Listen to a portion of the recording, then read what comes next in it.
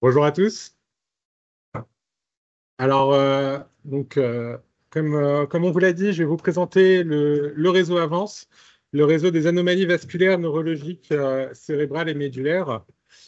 Donc, comme vous pouvez peut-être le voir, c'est un réseau qui va traiter principalement ces pathologies qui sont affichées, les malformations artério-veineuses, qu'elles soient cérébrales ou médulaires, les fistules durales, alors pédiatriques ou non, pareil, cérébrales ou médulaires, et puis aussi des pathologies, d'autres pathologies pédiatriques comme les malformations anévrismales de la veine de Galien.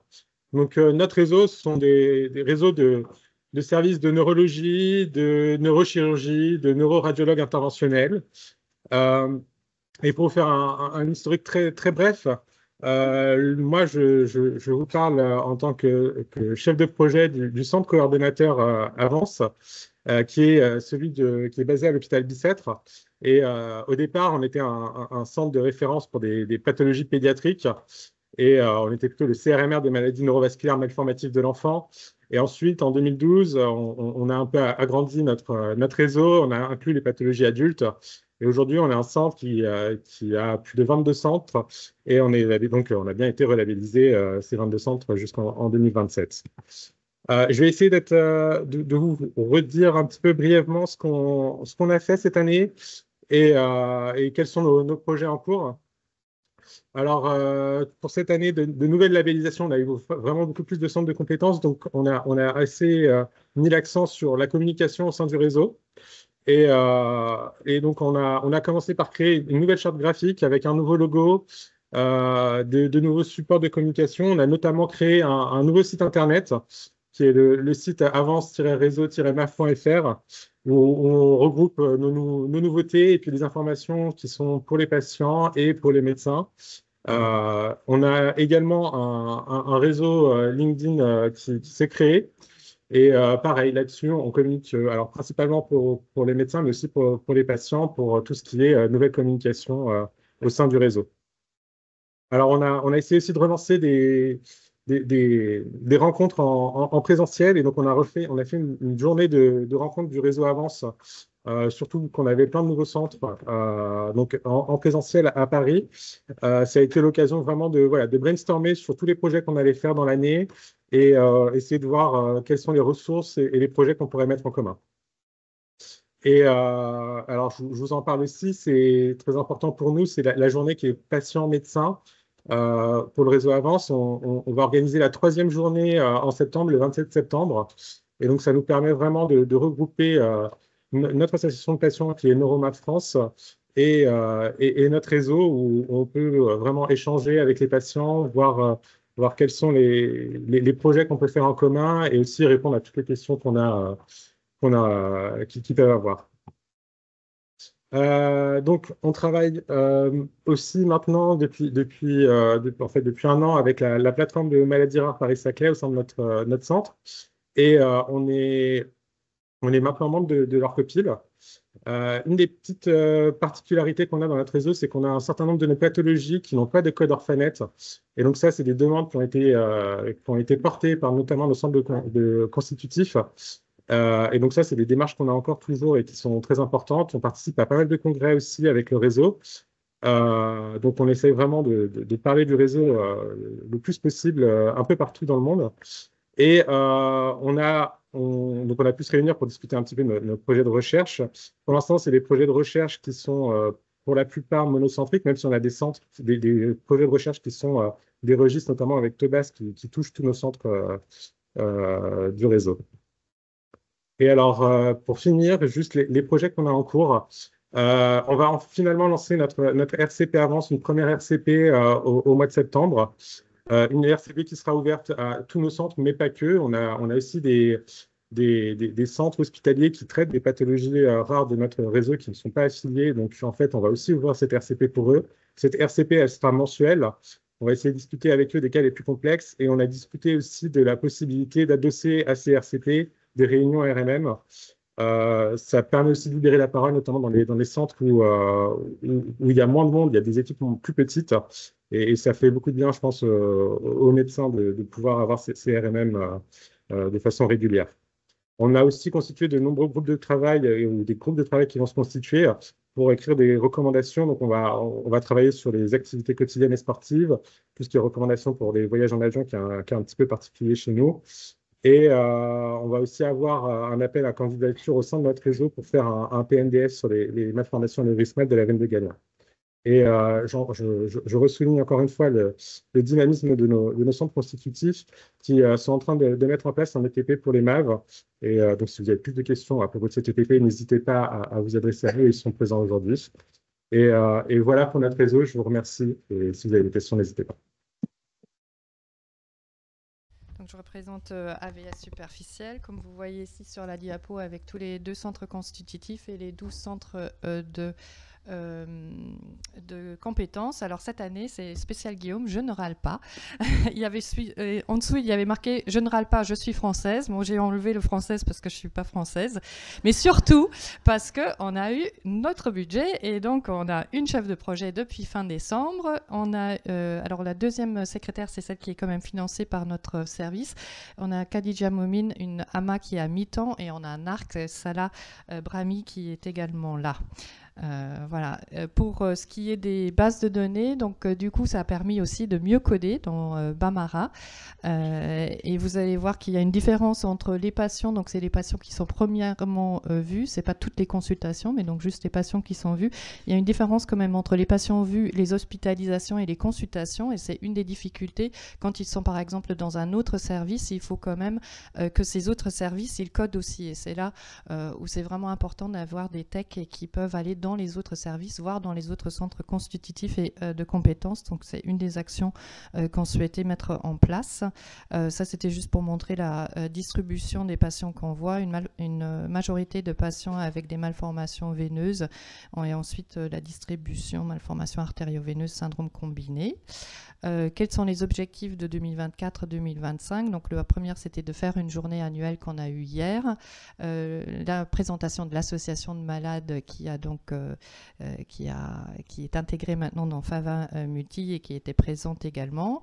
Le PNDS des malformations veineuses, on a fait ceux des artério-veineux, on avait fait lorsqu'on était constitutif, et donc on a eu une première réunion pour le PNDS des malformations veineuses hier.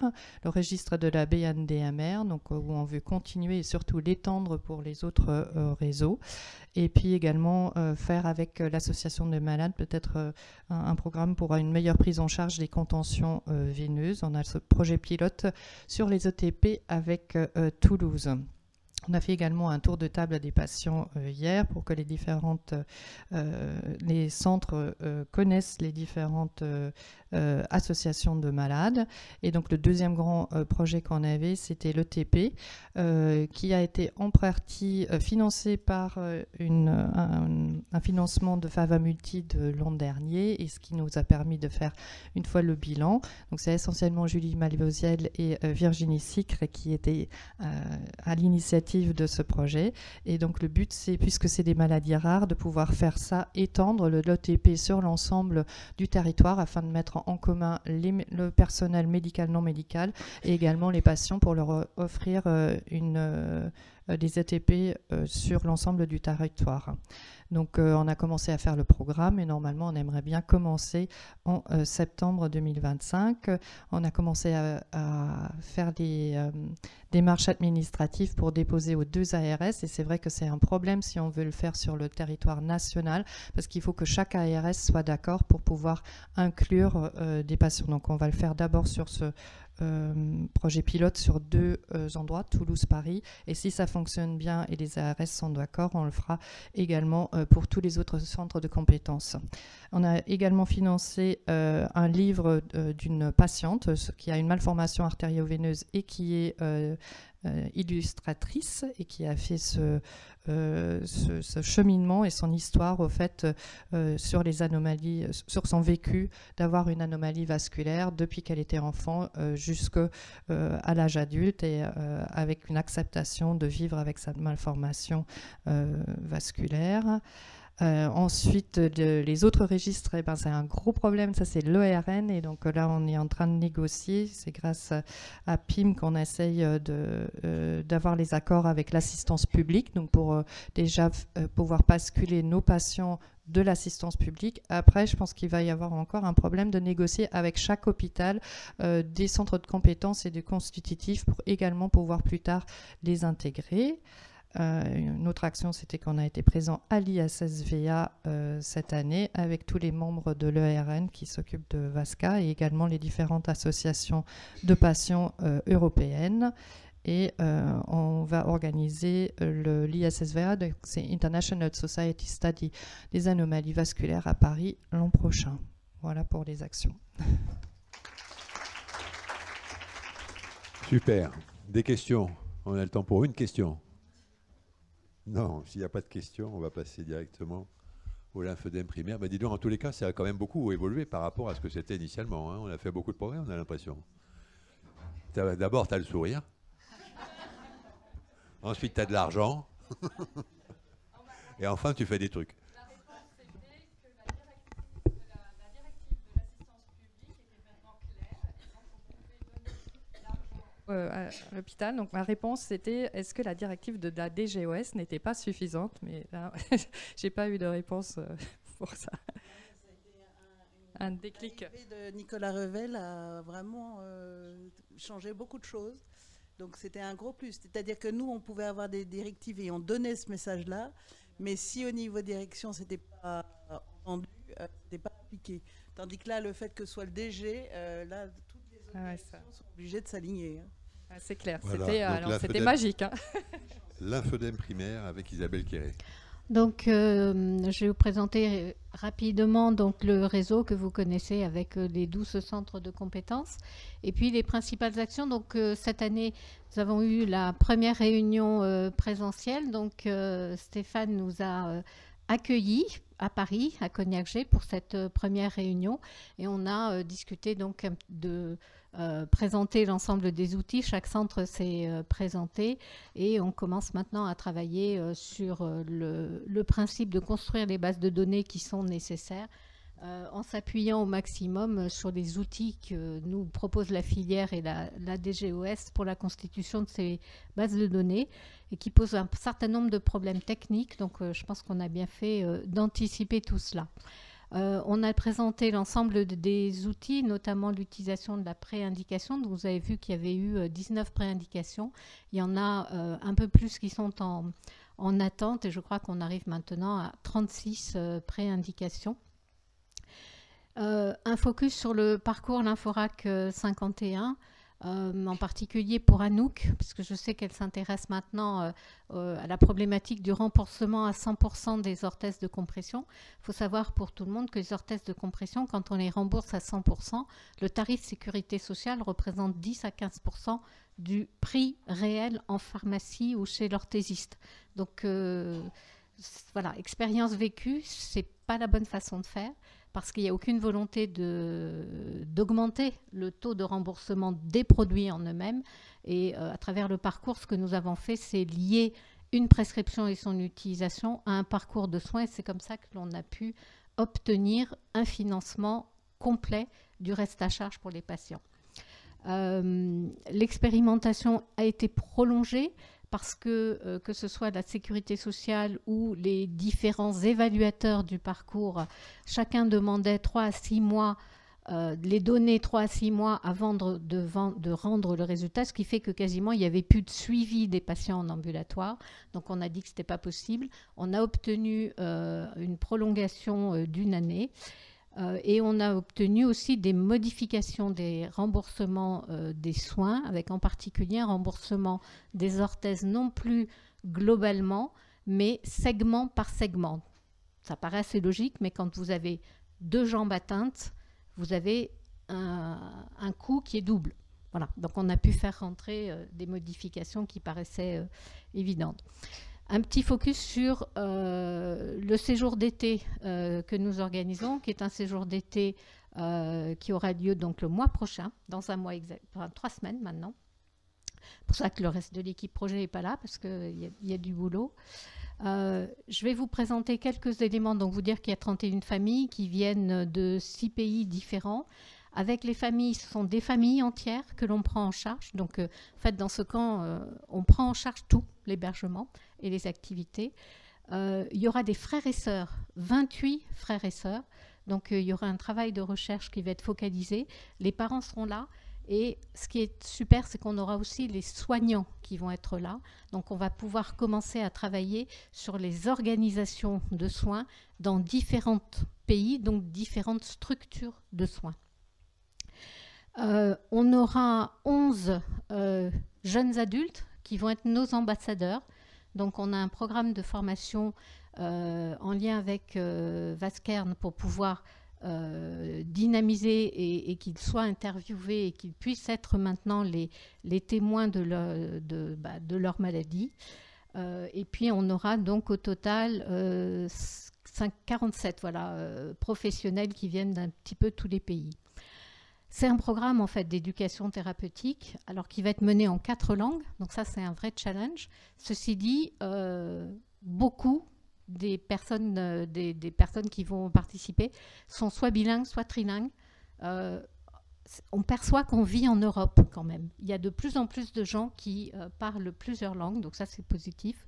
Le profil des enfants, vous l'avez là, donc on a des profils de tous âges, aussi de gravité très différentes, parce que vous voyez qu'il y a des lymphodèmes systémiques, il y a des lymphodèmes qui sont de véritables maladies lymphatiques, ce n'est pas le petit lymphodème de l'avant-pied simplement, ce qui fera qu'il faut qu'on gère nous aussi l'effet inquiétant que ça peut avoir pour les familles qui ont un enfant qui a un lymphodème moins grave.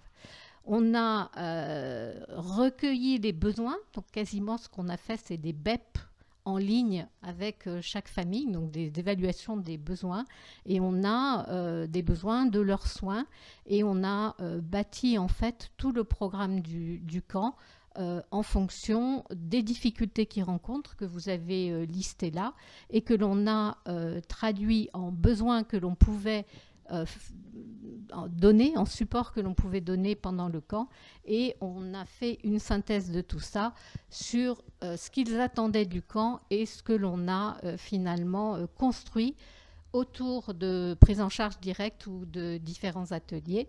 Voilà, la recherche aura finalement lieu. Je vais exprimer ma déception sur le financement Favamulti. Heureusement que l'équipe projet a été active dans le fundraising et a pu lever 22 000 €. Voilà. Non, on ne peut pas s'aligner en étant Bravo. filière. Si, non, c'était à 25, il me manque 3, mais super. Donc on va pouvoir faire la recherche centrée sur les frères et sœurs et centrée sur la perception qu'ont les parents, les enfants ou les professionnels du moment où on est prêt à se prendre en charge en autonomie. Je vous remercie. Merci bien, bravo, bravo. Plein d'actions. Donc là aussi, nouveau réseau, nouvelle réunion, mise en place d'une chose, restructuration pour Anne-Sophie. Tu vois, la modification de la structuration, ça entraîne des améliorations à tous les endroits. Et donc maintenant, maladie de Rendu-Osler avec Sophie Dupigeon. Bonjour à vous. Donc je vais vous parler des travaux communs qui ont été faits au sein du réseau. Je vais présenter que les travaux communs et pas les travaux individuels. Je vous rappelle que le réseau, depuis la dernière labellisation, c'est maintenant un nombre rond qui est au total 20 centres, donc c'est plus simple pour moi. Et donc Nice, Caen et La Réunion ont été ajoutés lors de la dernière labellisation, donc 19 centres de compétences. Tout d'abord des réunions nationales qui sont mensuelles et qui sont extrêmement actives. On a 2 réunions en présentiel qui sont faites à Lyon, en général avec beaucoup de participants. Elles sont mixtes à la fois en présentiel et à la fois sur Teams, ce qui permet à tout le monde de participer. Et des réunions bimensuelles sur Teams, là, qui nous permettent de discuter de manière de cas cliniques très pratiques, donc 2 RCP, une classique et une maintenant qui est faite plus pour discuter des traitements, puisqu'il y a pas mal de nouveaux traitements dans la maladie de Rendu-Osler et on discute avec l'équipe de pharmacologie de Tours. Voilà, donc au total, plus de 100 dossiers discutés en 2023. Ensuite, donc, je terminerai par la base de données. Je vais vous présenter d'une part les projets de recherche clinique, donc communs au réseau, les essais thérapeutiques, les PNDS et enfin l'ETP. Donc, dans les essais cliniques. Tout d'abord, l'essai de Vincent Grosbeau à Clermont-Ferrand, qui est un essai national. Donc, suite à une première publication rétrospective sur l'utilité et la toxicité et la tolérance des anticoagulants et des antiagrégants dans la maladie de Randu-Hössler, il a mis en place une étude prospective à laquelle, donc, comme vous le voyez ici, la plupart des centres ont participé.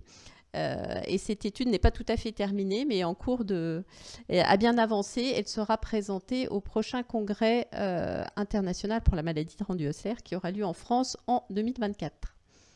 Une étude en cours, cette fois à Rennes, le docteur Héloïse Lebanner, qui est médecin infectiologue, qui travaille avec le centre de compétences de Rennes et qui a mis en place une étude nationale pour étudier les infections dans la maladie de Randu-Hössler, étudier les facteurs de risque.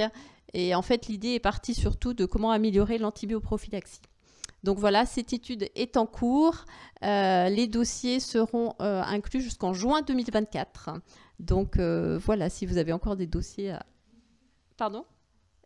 Oui, de 30 juin. Voilà, donc il reste 15 jours, c'est ça. Voilà. Ensuite, une étude en cours à Poitiers, cette fois, le docteur Étienne-Marie Jutan qui reprend les cas nationaux de patients traités par bevacizumab et qui ont une hypertension artérielle pulmonaire. Donc voilà, ça c'est en cours. Une étude ensuite à Strasbourg, au voyage que nous avait présenté, je pense, Muriel Rondelutz l'année dernière, sur les injections de fer. Donc, comme vous le savez, dans la maladie de Randu-Hössler, l'anémie est vraiment un problème important, raison pour laquelle Vincent étudie les anticoagulants. Et Muriel s'est intéressée aux perfusions intraveineuses de fer et aux conséquences. Ce qui est important aussi, donc le travail est en cours, mais bien avancé là. Elle a inclus 148 patients et l'intérêt de ce travail était aussi de pouvoir discuter au moment des PNDS, puisque la prise en charge est modifiée du fait de ces résultats, puisque le fer intraveineux, comme vous le savez probablement, induit souvent une hypophosphatémie et des troubles du métabolisme osseux. Donc on en reparlera tout à l'heure au moment des PNDS. Ensuite, donc, les essais thérapeutiques et les essais qui concernent les traitements. Donc, une étude rétrospective qui a fait suite à une étude prospective et sur laquelle, au niveau national, on a étudié, je pense que c'est assez original parce qu'en fait, on a étudié le suivi des patients 1 an après la fin de leur inclusion dans l'étude prospective. Et voilà, pour montrer comment ces patients ont été pris en charge. Donc, le bevacizumab, c'est un traitement qui est actuellement et encore hors AMM dans la maladie de Randu-Hössler. Donc, on a présenté ces résultats à la journée des traitements anti-angiogéniques. Et donc, l'intérêt, c'était de voir l'évolution à la fin d'un essai thérapeutique. Qu'est-ce qui se passe pour les patients après. Un essai, cette fois randomisé, qu'on a aussi présenté à la journée sur les traitements anti-angiogéniques, qui va également être présenté au Congrès international à Cannes en 2024. Épicure, qui est terminé, qui est en cours de publication. Et un essai en cours sur les données de vie réelle, puisqu'on sait que maintenant, en tous les cas, pour avancer sur la connaissance pour les traitements dans les maladies rares, non seulement les études randomisées sont importantes, les études rétrospectives, mais parfois difficiles à mettre en place. Et de ce fait, d'étudier et de recueillir les données de vie réelle pour ces traitements, c'est vraiment fondamental. Et donc, on a débuté grâce, donc je vais faire un lien avec la base de données, je ne sais pas combien de minutes il me reste, grâce à la mise en place de nouveaux items dans notre base de données, entre autres suite à un financement ANR autour des bases de données des maladies rares, on a pu implémenter les données sur les traitements dans cette base de données. Et donc, comme je vous le disais au début, donc actuellement, il y a plus de 8000 patients dans cette base de données. Et donc, avec ces nouveaux items traitements et une activité ARC dédiée qui, depuis janvier, travaille vraiment de manière très intense sur ces traitements et pour essayer de recueillir de manière nationale toutes les données pour tous les patients traités par bevacizumab en France. Et il y en a beaucoup, puisqu'il y en a à peu près 280. On a pu avancer sur cette question. Ce travail est en cours. Donc, les premiers traitements par bevacizumab en France dans la maladie de Randu-Hössler, ça date de 2009. Maintenant, la première étude qui avait été faite. Donc, c'est vraiment des données fondamentales puisqu'on a 15 ans de recul, ce qui est énorme. Voilà, donc l'analyse est en cours, on vient d'obtenir l'avis du comité d'éthique favorable et donc plus de 250 patients dans cette base, donc on a hâte de voir les résultats. Les PNDS, donc grâce au travail important d'Alexandre Guillaume, que je remercie, qui a mené ces PNDS. Donc les PNDS étaient déjà faites, mais bien sûr avaient besoin d'une révision, d'une mise à jour. Donc un travail, et grâce à un financement aussi de la filière pour les PNDS, c'est en cours de finalisation. Voilà, donc des groupes de travail, il y a une réunion en présentiel en mars, des groupes de travail sur Teams et un document qui est en cours de finalisation et qui devrait être soumis à Julie pour soumission à la HAS très prochainement. Voilà, donc je reviens sur la base de données, donc version 2024 et bientôt 2025, donc des nouveaux items qui ont été ajoutés dans cette base de données. Actuellement, donc plus de 6000 patients vus en consultation. Plus de 4000 avec une mutation identifiée et beaucoup d'études qui ont déjà été faites à partir de cette base de données et beaucoup d'autres qui vont être réalisées. Donc on réfléchit actuellement sur comment améliorer le remplissage de cette base. On a mis en place un formulaire papier. Voilà. Mais grâce au travail quand même des arcs de la filière, on a des données qui sont importantes. Voilà, donc je voulais remercier tout le réseau qui est vraiment un réseau fabuleux avec beaucoup de projets, beaucoup d'idées, beaucoup de travail collaboratif et ce qui nous permet d'avancer. Voilà, merci à tous et merci aux patients qui sont aussi toujours très présents pour nous aider aussi dans le financement. Voilà, merci à tous. Merci, bravo. Être toujours très actif, le nombre d'études est impressionnant. Mais on va dire que tu as de la chance parce que tu as des pathologies dans lesquelles il y a des médicaments qui se proposent et qu'on t'envie un peu de ce point de vue-là. Mais en tous les cas, tu sais en tirer profit et c'est vraiment impressionnant. Maladie artérielle rare, Tristan Miro.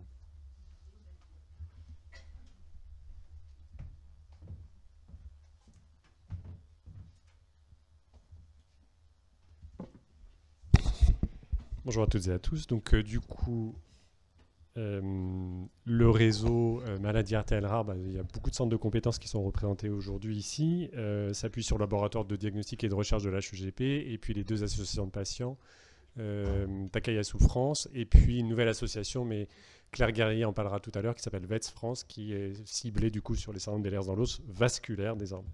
On a une réunion mensuelle du réseau maladie artérielle rare tous les derniers mercredis du mois à 17h. Et qui est également la RCP génomique avec l'arbre décisionnel à côté. Il y a un site internet. Et sur 2023-2024, voici la liste des choses qu'on va brosser rapidement sur l'ensemble des pathologies du sang, donc que ce soit les maladies calcifiantes artérielle ou la thrombogénite oblitérante, l'aortite inflammatoire, notamment artérite de Takayasu, et puis les anomalies disséquantes ou anévrismales des artères de moyen calibre dans lesquelles on retrouve le sel vasculaire. Donc l'étude Prophétie, c'est un PHRC qui est coordonné par le centre de compétences de Nice qui évalue le pyrophosphate de calcium dans le syndrome le pseudoxanthomélastique, qui est donc une maladie génétique calcifiante liée à BCC6 et pour lequel l'ensemble des centres de compétences participent.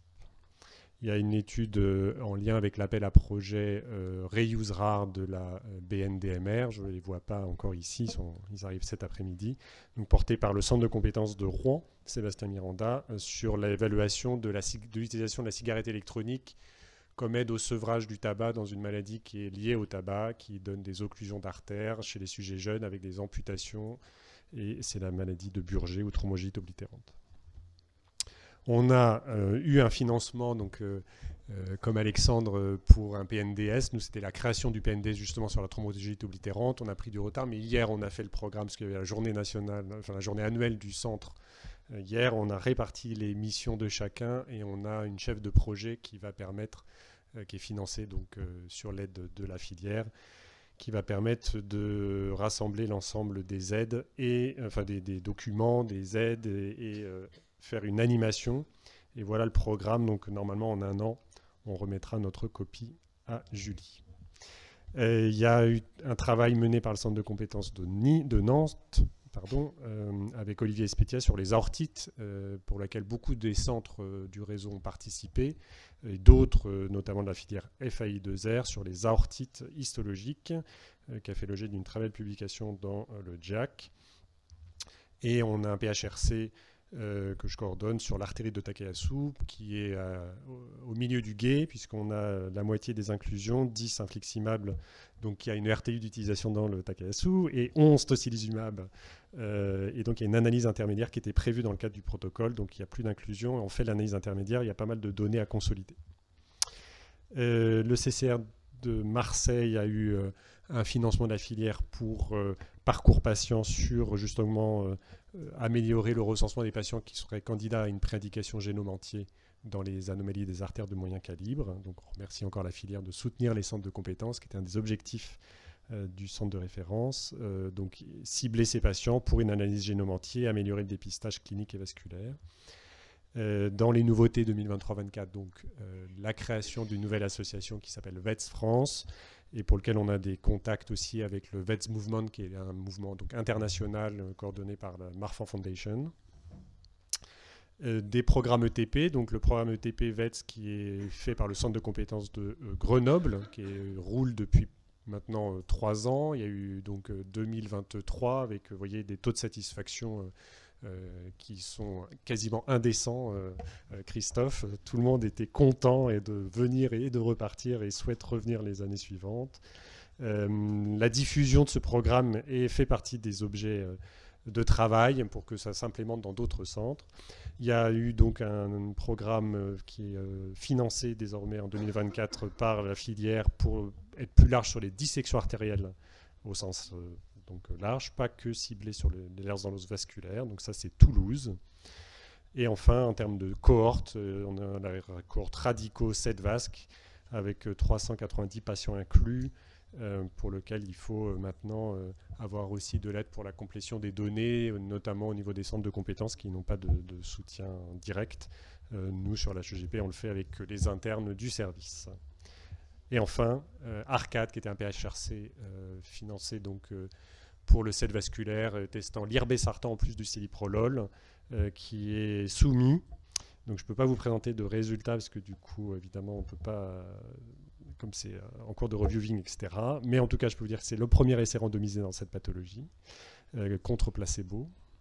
Qu'il y a une évolution des patients qui sont sous céliprolol et que l'irbesartan améliore ces événements avec une réduction de 50% des événements, donc un bénéfice, et que en fonction du type de mutation ou du profil patient, on n'a pas vu de différence, donc c'est probablement la molécule qui va s'implémenter désormais pour tous les patients en plus du céliprolol. Je vous remercie pour votre attention et je vous donne rendez-vous pour le réseau Mars le 12 juin si la filière fait bien sa réunion le 13 juin.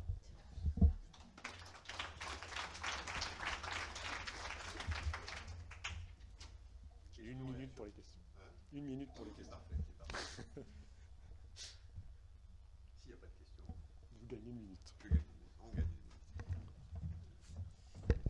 Donc on finit avec...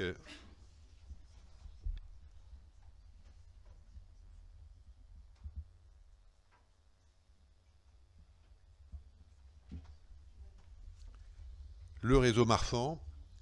Donc l'organisation, nous on est organisé avec une journée annuelle présentielle, donc qui a déjà eu lieu 2 fois. On a une téléconférence recherche mensuelle qu'on avait mis en place cette année, puisqu'on avait la téléconférence mensuelle qu'on faisait et qui était absorbée par les RCP. On a toujours les RCP, ce qui fait qu'on a 2 téléconférences mensuelles, ce qui fait beaucoup. Génome, et donc on a eu au cours de l'année qui est passée 106 génomes prescrits et 79 rendus, d'après ce que j'ai vu. Et la conclusion simple que j'ai comprise, c'est que ça ne valait la peine que quand c'était syndromique. Quand c'était pas syndromique, on ne trouvait jamais rien. Vous pourrez moduler. On a... Hein? C'est ça que... Comment? Ça a le mérite d'être clair. Probablement un petit peu simple. PNDS, Marfan et apparentés, voilà, ça faisait partie du projet de l'année, ça devrait commencer incessamment. Et des protocoles communs, on essaye de mettre en place. Alors on a une arme absolue, c'est une nouvelle chef de projet, qui s'appelle donc Ariane et qui est ici. Où est-ce qu'elle est, Ariane? Elle est tout en haut, voilà. Et qui devrait nous aider à organiser tout ça et faire en sorte qu'on soit plus efficace. Et j'ai l'impression qu'en fait, à chaque fois qu'il y a un centre de référence, qu'il y a un chef de projet, ça se met à marcher quand même beaucoup, beaucoup mieux. Et donc je me demande si c'est pas quelque chose qu'il faudrait qu'on essaye de faire pour tout le monde. Je ne sais pas si on n'a pas fait le recensement des chefs de projet partout, mais je pense que c'est nécessaire. Alors une chose qui a eu lieu cette année, c'est qu'au niveau de, enfin les liens avec l'Europe justement, au niveau de Vaskern, il y a eu la réalisation d'un papier pour la prise en charge des patients qui avaient un syndrome de Marfan, des enfants avec une mutation FBN1. Et donc ce papier va être publié à l'European Heart Journal, qui est le canard numéro 1 en cardiologie. Et il est passé, avant d'être publié, il a été validé par l'ensemble des centres de référence et de compétences en France. C'est-à-dire qu'on a demandé l'avis de chacun et il y a eu un retour. Donc voilà, je pense que c'est une articulation avec l'ERN qui est pas mal. Ce qui fait que quand il y a quelque chose qui est fait, on valide ça de façon plus large avec tous les centres experts au niveau national, même quand ils ne sont pas dans le centre, ils ne sont pas part de l'ERN. Et ça permet d'asseoir plus complètement les recos et d'être plus licite. Autre projet commun, la cohorte Compare avec... je ne sais pas si tu n'as pas de micro, Olivier, donc je parle en ton nom, tu dis si tu veux dire autre chose. Il y a la courbe de recrutement qui est ici. Donc vous voyez qu'on n'est pas loin de 300 patients Marfan. Hein. Compare, c'est des patients qui remplissent eux-mêmes leurs données sur un registre qui est mis à disposition par l'assistance publique hôpitaux de Paris. Et donc ça a eu un peu de mal à démarrer, c'est avec Covid, puis maintenant ça avait bien démarré, puis là voilà. Et donc à partir de ça... Alors, je ne sais pas ce que... Oui, donc ça, le suivi, vous voyez qu'on en perd un petit peu au cours du suivi, mais quand même, on commence à atteindre des nombres sérieux. Et il y a un premier papier ou première analyse sur la fatigue. Tu veux dire un mot? On a fait un questionnaire spécifique sur la fatigue qui a été rempli par environ 200 patients. Et donc on prouve que les patients Marfan sont effectivement fatigués quand on compare aux études qui ont été faites dans la population générale. Et donc le but c'était de regarder quels étaient les déterminants de la fatigue. Et donc on a trouvé que le bêta-bloquant n'est pas un déterminant de la fatigue et que le seul déterminant qui reste c'est la douleur mesurée par un score qui s'appelle le BPI, et c'est la douleur qui a une interférence dans la vie de tous les jours. Voilà, donc c'est le résultat qu'on est en train d'écrire et de publier. En cours d'écriture. Ensuite, l'autre projet qui nous occupe, c'est le projet Petit-Gène.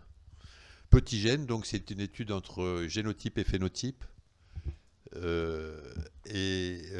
pour les petits gènes, c'est-à-dire TGF-bêta-R1, TGF-bêta-R2, SMAD3, ACTA2.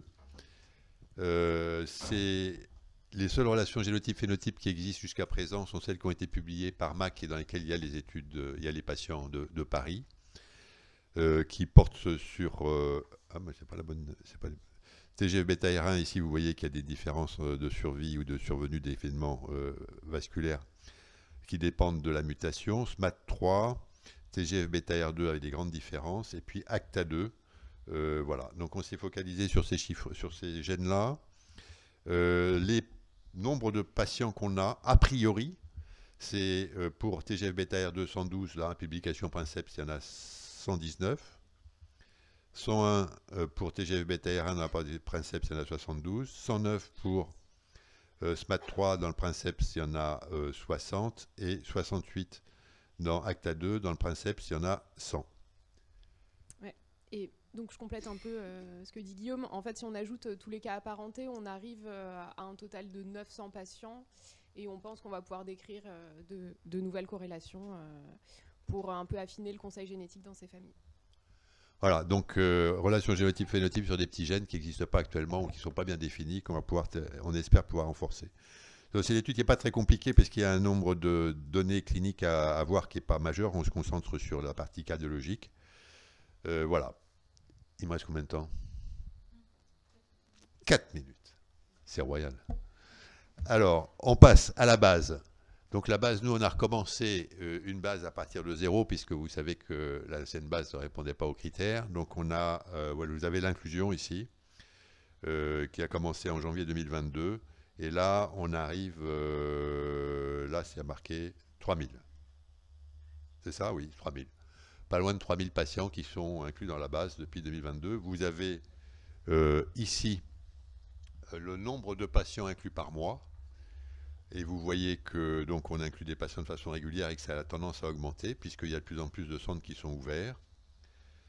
Que les centres qui sont ouverts, ils sont là. Donc alors nous, on a commencé avant tout le monde, donc on en a inclus beaucoup. Mais dans les autres centres, vous voyez qu'il y a des inclusions qui vont presque jusqu'à 100 patients. Enfin, donc ça commence. Que dans cette base, il va y avoir tous les centres experts français, mais pas que, puisque c'est la même base qui va servir à l'Europe. Et donc, il y a déjà un centre qui a commencé à rentrer des données en Belgique. Et on a une génération par cette base de données standardisées de façon régulière. Donc, vous voyez que le centre numéro 1 a 509 patients de moins de 18 ans, ce qui représente 21% de la population. Le centre numéro 2, qui je crois est Marseille, il n'est pas très différent. Le centre numéro 3, il est très pédiatrique, il y a 76% d'enfants. Je me demande si ce n'est pas Toulouse. Enfin bon, voilà. Vous voyez, chacun va recevoir ça de façon régulière. Vous voyez aussi les études génétiques, puisqu'une des questions qui se pose, c'est de savoir si on fait la génétique aux patients, quels sont les patients rentrés. Là, vous voyez que 78% des patients ont une étude génétique, et il y a d'autres endroits où c'est 100%. Donc ça veut dire que ne sont rentrés que les patients qui ont une mutation affirmée. On a les patients en cours et les patients qui n'ont pas de mutation, alors que ça a été cherché. Et on a très peu de données manquantes sur cet item-là. On est très content. Et puis là, c'est moins, mais c'est tous les gènes, en fonction de tous les centres. Donc vous allez pouvoir savoir combien vous avez de patients par centre, par gène. Et ce, de façon régulière et automatique. Donc je pense que ça, c'est pas mal. Vous avez aussi les données manquantes, enfin les données remplies. Combien est-ce qu'il y a de patients d'ophtalmo qui ont été remplis en fonction des centres. Enfin voilà, un rapport qui va être fait et qui est généré de façon automatique. Et la dernière nouveauté, c'est les queries, puisque dans toutes les bases de données, il y a des queries. Donc ils sont maintenant automatisés. Et quand vous allez sur la base maintenant, si vous cliquez sur la ligne qui correspond à la query, vous êtes directement emporté à l'endroit où il faut faire la correction pour compléter la query, ce qui devrait faire gagner beaucoup de temps et régler tous les problèmes qu'on a d'envoyer les queries à droite, d'envoyer les queries à gauche, etc. C'est une fonctionnalité clean web, hein. C'est pas nous, enfin, sauf que voilà, c'est l'assistance publique qui a dû payer pour ça. Ça a l'air pas mal. Donc, qu'est-ce qu'on a à finir et qui va nous occuper? L'étude petit gène, donc ça c'est lancé, vous l'avez compris. Compare, c'est lancé, vous l'avez compris. Le registre, c'est lancé aussi. Donc il va falloir faire des études avec tout ça. Les idées sont les bienvenues. Et puis il y a le PNDS, qui est le programme qu'on devait faire cette année et qu'on va lancer maintenant qu'on est mieux organisé de façon réelle.